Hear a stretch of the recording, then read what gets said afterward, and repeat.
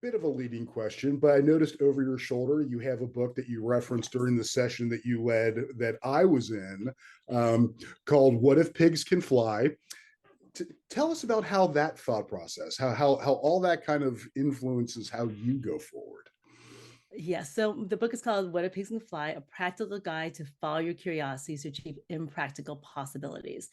And this book, this book is almost like a culmination of the work I've been doing in the corporate environment, bringing curiosity and creativity into the corporate environment, giving that framework of how to follow a curiosity and then break it down into certain different exercises. And there's a workbook behind in the back of the book, so people really could take that framework and follow it step by step. Mhm. Particularly for people who are in transition, who want to do something new. Because I find that a lot of us entrepreneurs are those people who, oh, here's an idea, let me run with it, right? Sure. Let me just try. Mhm. So when I first started writing this book 4 or 5 years ago, I thought, well, who needs this book, right? People, this is like people do this. People just go and do things.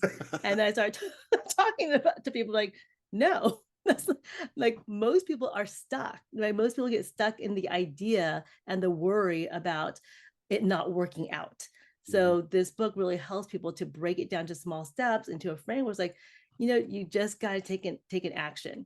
Um, so it's interesting too, because when you talk about this book, it took me 4 to 5 years to write. It was an idea I had Mhm. tapping me on the shoulder for a long time until I finally paused and paid attention with help, right? I don't know if it would ever have happened unless I serendipitously was speaking at this event with another gentleman named Eric Severson, Mhm. who is a book author and a publisher. And he asked me like, oh, he heard about my work and heard me speak. He's like, do you have a book out? I'm like, I don't. I've been thinking about one. He's like, let's write it. It's like chapter one, due next week. What? Yes, Just that quick? just like that. And I got him chapter one, and then he made a couple of notes. A quote here would be helpful. A story here would be helpful. Now chapter two and three are due, and and that's how it got done. Right? Again, it's that framework of there is that curiosity. He was his curiosity about if I had written a book, um, asking questions. Well, what do we do this together?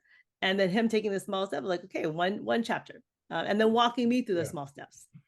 Amazing. I again, serendipity. I love the phrase that you use there.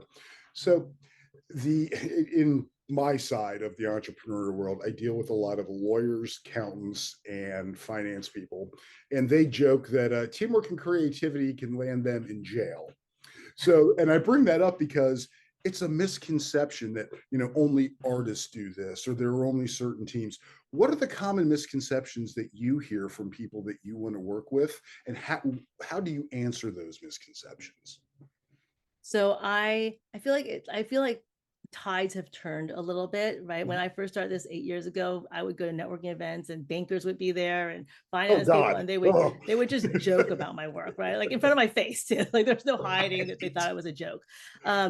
So what I really like, the idea of creativity. Yes, people when you initially think creativity, you think artistic talent. And I am very quick and early on, I talk about creativity as something that's the responsibility of everyone on the team, not just marketing department, because creativity leads to innovation. So if we can all think creatively and think differently and kind of define it as how do you put ideas together? How do you work together in a way where all ideas make it to the table? So really creativity is about finding new ways to do things for innovation.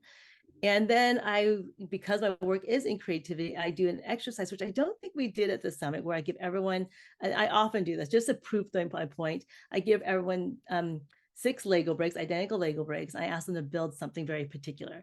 And then I'll ask them to walk around the room and see if anyone's built the same thing. And no, they haven't. It's pretty, I mean, maybe those mathematicians can figure out why, but to me, it's magic. so so they walk around the room and they find that no one's built the same thing.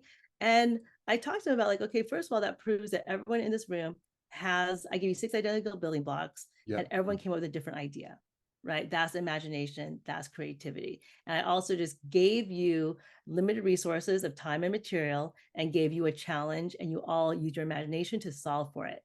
That's the type of creativity we're talking about.